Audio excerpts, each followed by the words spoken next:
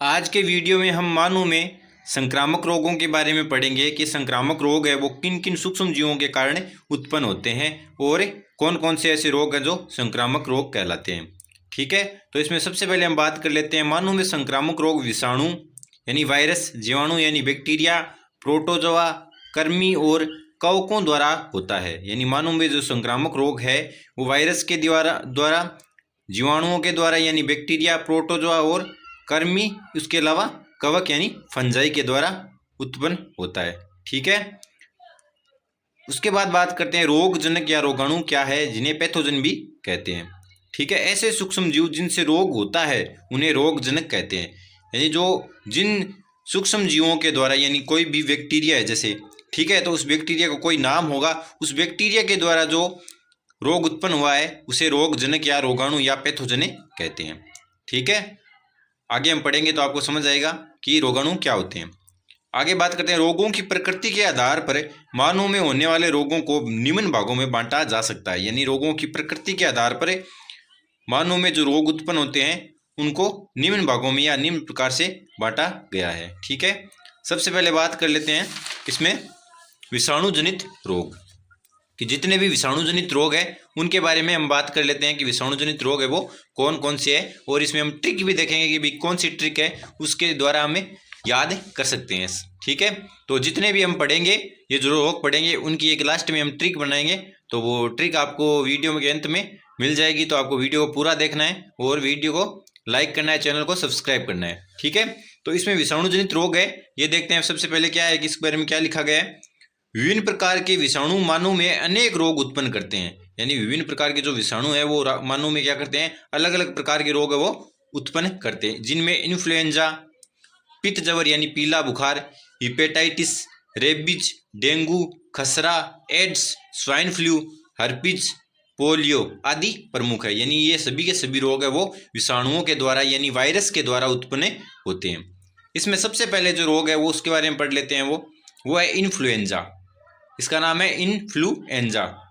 ठीक है, जिसका रोगजनक क्या है, आर्थोमिक्सो विषाणु। जिसका रोगजनक का क्या नाम है, आर्थोमिक्सो विषाणु। यानी इस जो सूक्ष्म जीव विषाणु है ये एक सूक्ष्म जीव है ऑर्थोमिक्सो विषाणु। ठीक है, इस विषाणु या वायरस के द्वारा व्यक्ति में रोग उत्पन्न होता है जिसका नाम है इन्फ्लुएंजा। अब याद किस तरह से रखोगे रोगजनक का नाम, आर्थोमिक्सो विषाणु नाम है। आपको ये याद रखना है कि ये इसकी ट्रिक बताऊंगा तो याद हो जाएगा कि विषाणुओं के द्वारा उत्पन्न होता है इन्फ्लुएंजा रोग। ठीक है, और रोगजनक का नाम याद किस तरह से रखोगे, देखो इसका नाम देखो इन्फ्लुएंजा।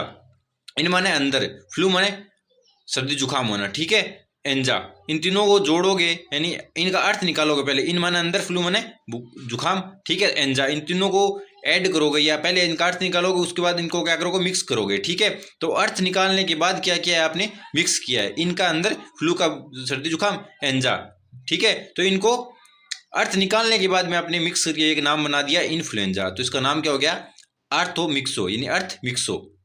आ रही समझ में, आर्थोमिक्सो विषाणु।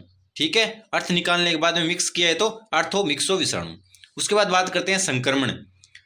संक्रमित व्यक्ति के खांसने छींकने पर निकलने वाले सूक्ष्म बिंदु कणों के द्वारा। यानी संक्रमण किस तरह से फैलता है कि अगर कोई संक्रमित व्यक्ति है और वह जब खांसता है या छींकता है तो उसके मुंह से सूक्ष्म बिंदु कण निकलते हैं बाहर, तो उन बिंदु कणों के द्वारा क्या होता है, संक्रमण होता है। ठीक है, आगे बात करते हैं लक्षण। ठंडी लगना, बुखार आना, खांसना, छींकना, ये सभी क्या है, इसके लक्षण हैं। और रोकथाम तथा उपचार की बात करें, पेनिसिलिन और स्ट्रेप्टोपेनिसिलिन के इंजेक्शन इस रोग की प्रबलता को कम करते हैं। यानी रोकथाम और उपचार की बात करें तो इसमें सबसे पहले हम बात करते हैं कि पेनिसिलिन और जो स्ट्रेप्टोपेनिसिलिन है उसके जो इंजेक्शन है इस रोग की प्रबलता को कम करते हैं, ना कि खत्म करते हैं। यानी पेनिसिलिन और स्ट्रेप्टोपेनिसिलिन के जो इंजेक्शन है इस रोग की प्रबलता को कम करेंगे, यानी अगर इसकी जो मात्रा है उसको कम करेंगे, ना कि ठीक करेंगे। ठीक है, प्रबलता को ही कम करेंगे। जबकि पेनिसिलिन और जो स्ट्रेप्टोपेनिसिलिन है ये जीवाणुओं में कारगर साबित होते हैं, वायरस में कारगर साबित नहीं होते।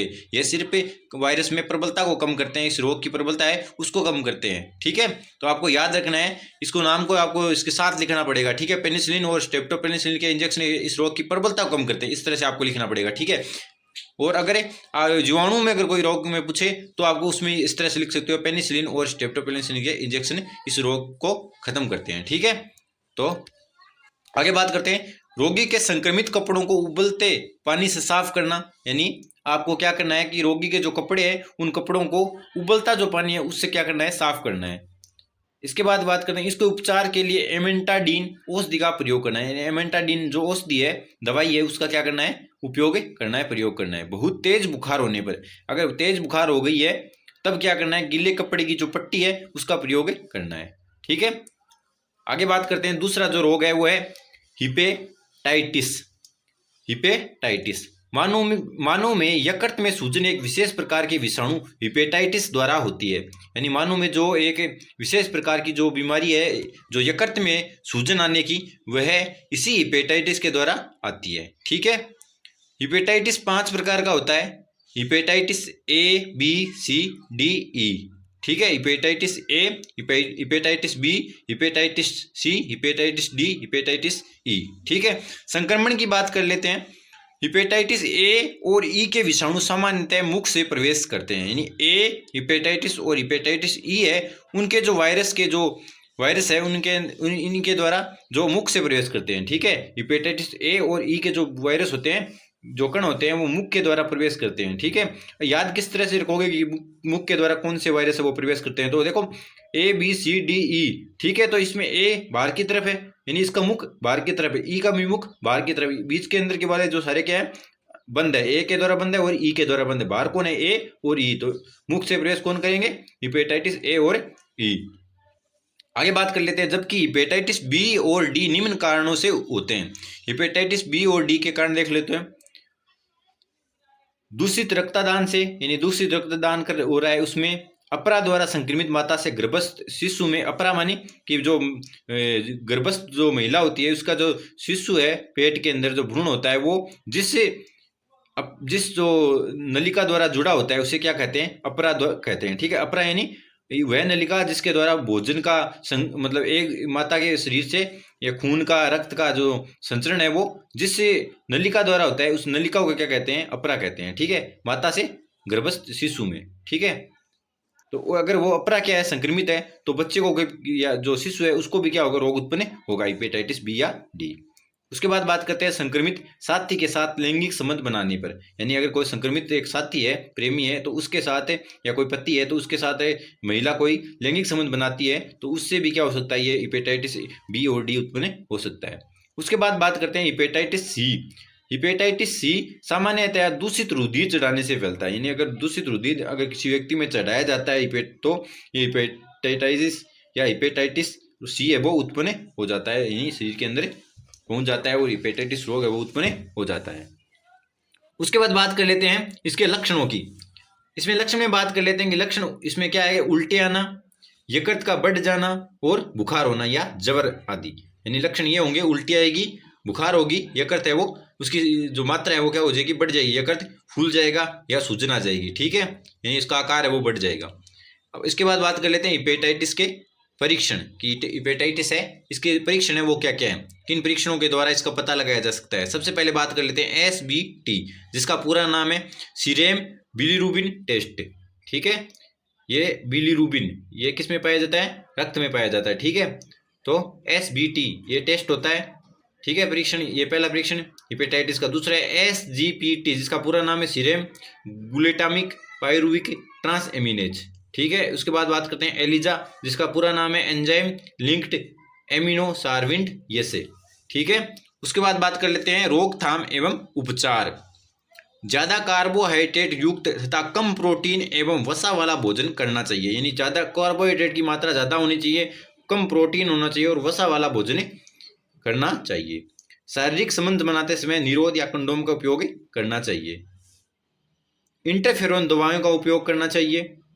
हिपेटाइटिस का टीकाकरण है वो करवाना चाहिए। हिपेटाइटिस का जो टीकाकरण है वो करवाना चाहिए। ठीक है, उसके बाद बात कर लेते हैं साधारण जुखाम की।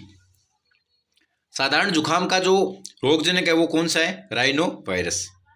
साधारण जुखाम ये तो सभी को पता होगा, इसको तो समझाने की जरूरत नहीं है, लेकिन आप देख लो एक बार, रोगजनक क्या है इसका, राइनो वायरस। यानी राइनो वायरस के द्वारा ये रोग साधारण जुखाम वो उत्पन्न हो जाती है। संक्रमण की बात कर लेते हैं संक्रमित व्यक्ति के छींकने और खांसने से निकलने वाले बिंदु कणों से, यानी कोई संक्रमित व्यक्ति है उसके छींकने से और खांसने से जो बिंदु कण निकलते हैं वो किसी स्वस्थ व्यक्ति में पहुंच जाते हैं तो ये रोग उत्पन्न हो जाता है। इसके अलावा संक्रमित व्यक्ति के द्वारा उपयोग की गई वस्तुओं से, यानी अगर कोई संक्रमित व्यक्ति है उसने कोई वस्तु उपयोग कर लिया है, उसके बाद स्वस्थ व्यक्ति कोई उस वस्तु को उपयोग में ले लेता है तो यह रोग उत्पन्न हो सकता है। इसके बाद इसके लक्षण की बात कर लेते हैं।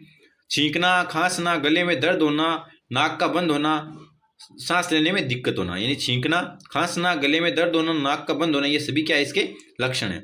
उसके बाद बात कर लेते हैं रोकथाम एवं उपचार। व्यक्तिगत साफ सफाई कर लेने चाहिए या कर देनी चाहिए, यानी जो भी आप जिस स्थान पर आप रह रहे हैं तो उसको वहाँ पर साफ सफाई रखनी चाहिए। नियमित समय पर हाथ धोते रहना चाहिए, नहीं समय समय पर हाथ धोते रहना चाहिए। एस्प्रिन और एंटीस्टामिन या एंटीहिस्टामिन्स जो होती है, एस्प्रिन हो गई एक तो, ठीक है। इसके अलावा एंटीहिस्टामिन्स औषधियाँ हैं उनका उपयोग करना चाहिए। उसके अलावा नसल स्प्रे, जो नाक के अंदर स्प्रे उपयोग में ली जाती है, जैसे नाक है वो खुलता है, ठीक है, उसका उपयोग करना चाहिए, ठीक है। आगे बात कर लेते हैं डेंगू बुखार। इसके बाद बात करते हैं जो विषाणु जनित रोग है जिसमें डेंगू बुखार। डेंगू बुखार का जो रोग जनक है वो है डेंगू विषाणु या डेंगू वायरस।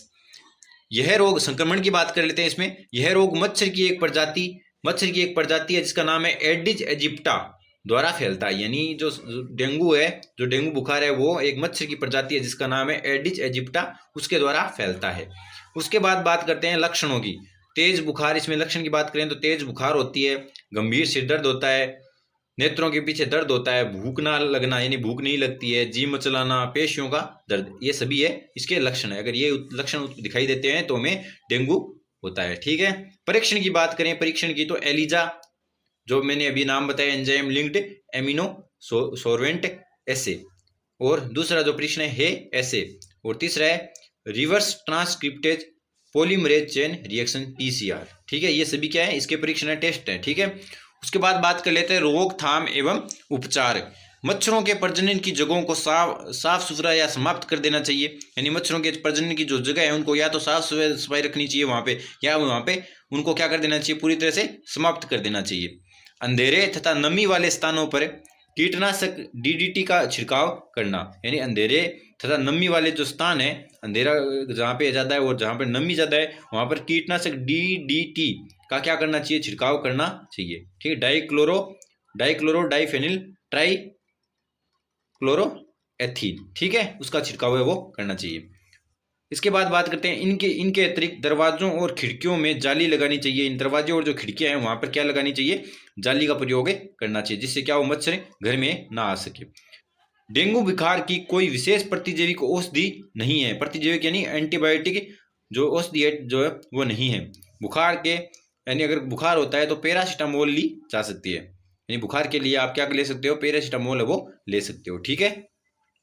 आगे बात करते हैं रेबीज या हाइड्रोफोबिया।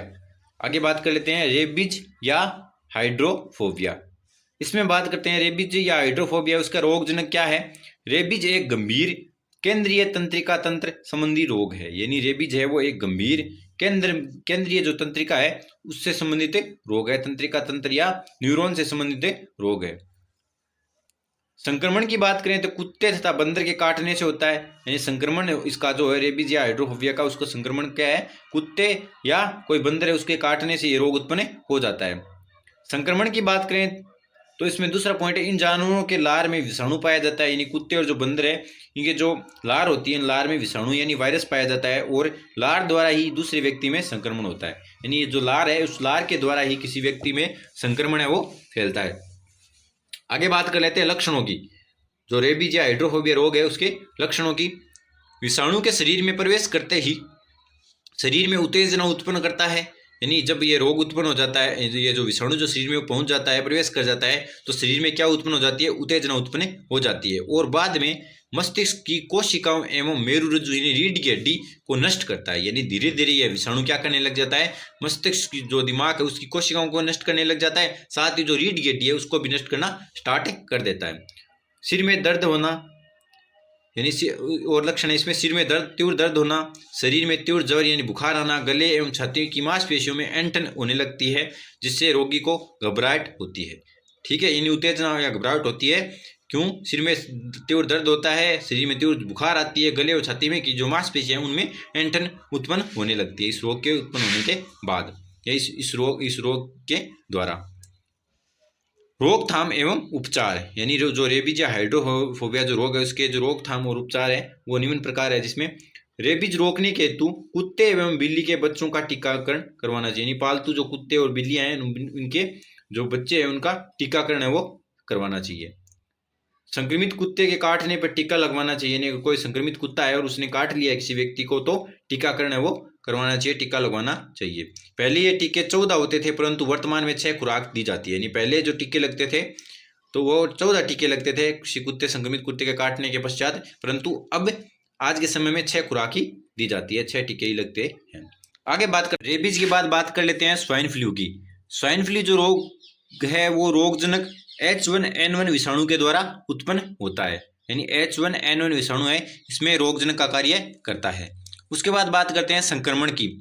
स्वाइन फ्लू श्वसन संबंधी रोग है, यानी स्वाइन फ्लू जो रोग है वो श्वसन से संबंधित रोग है जिसके अंतर्गत सूअरों के श्वसन तंत्र को यह संक्रमित करता है, यानी सूअर जो है उनका जो श्वसन तंत्र है उसको यह वायरस क्या करता है? संक्रमित करता है। इससे सूअरों में कफ और बलगम बनने लगता है, यानी इसके कारण इस विषाणु या वायरस के कारण सूअरों के जो छाती है उसमें कफ और बलगम है वो बनना स्टार्ट हो जाता है। कफ और बलगम के कण, जो कफ और जो बलगम जो सूअरों की छाती में बना है उसके जो कण है श्वसन के साथ मनुष्य के शरीर में क्या कर जाते हैं? प्रवेश कर जाते हैं। ठीक है। उसके बाद बात करते हैं लक्षणों की। रोगी को 100 डिग्री, यानी अगर कोई इस रोग से संक्रमित हो जाता है तो रोगी को 100 डिग्री फ़ारेनहाइट या इससे भी अधिक बुखार रहता है। इसके अलावा शरीर में कपकपी और सिरदर्द होने लगता है और भूख कम हो जाती है। ठीक है। आगे बात कर लेते हैं इसके जो रोकथाम है उनके बारे में। रोकथाम एवं उपचार। टीकाकरण इस रोग के संक्रमण को रोकने या कम करने का सबसे अच्छा तरीका है। जो टीकाकरण है वो इस रोग को संक्रमण से रोकने के लिए या कम करने का सबसे क्या है? बढ़िया और आसान तरीका या अच्छा तरीका है। इस रोग के उपचार के लिए 2 औषधियाँ जेनामिविर या रेलेंजा, यानी जो रेलेंजा का पूरा रेलेंजा को क्या कह सकते हो? जेनामिविर भी कह सकते हो, तथा ओसेल्टामिविर या टेमीफ्लू रोगी को दी जाती है। यानी ये जो औषधियाँ हैं ये औषधियाँ जिसमें जेनामिविर और ओसेल्टामिविर या रेलेंजा या टेमीफ्लू जो है जो टेबलेट या जो औषधियाँ हैं वो रोगी को क्या कर दी जाती है। ठीक है, जिससे रोगी है वो स्वस्थ हो जाता है। इसके लिए एक ट्रिक है, देखो विषाणु या वायरस की एक ट्रिक है कि इन वायरस जनित जो रोग है या वायरस जनित जो रोग है इनको याद किस तरह से रख सकते हो। ठीक है, वायरस जनित रोगों को। ठीक है, तो एक ट्रिक बनाई है मैंने जिसमें हम याद रख सकते हैं स्वाइन फ्लू बीज ही देंगे, स्वाइन फ्लू बीज ही देंगे। ठीक है, जिसमें हम एक याद हो गया हमारा क्या? Swine flu. क्या याद हो गया? Swine flu. उसके बाद इसके अंदर ही क्या नाम है? इन्फ्लुएंजा। इन्फ्लुएंजा 2 हो गया। ठीक है, उसके बाद बात कर लेते हैं बीज यानी रेबीज। ठीक है, इसके बाद बात करते हैं हिपेटाइटिस। ही का क्या हो गया?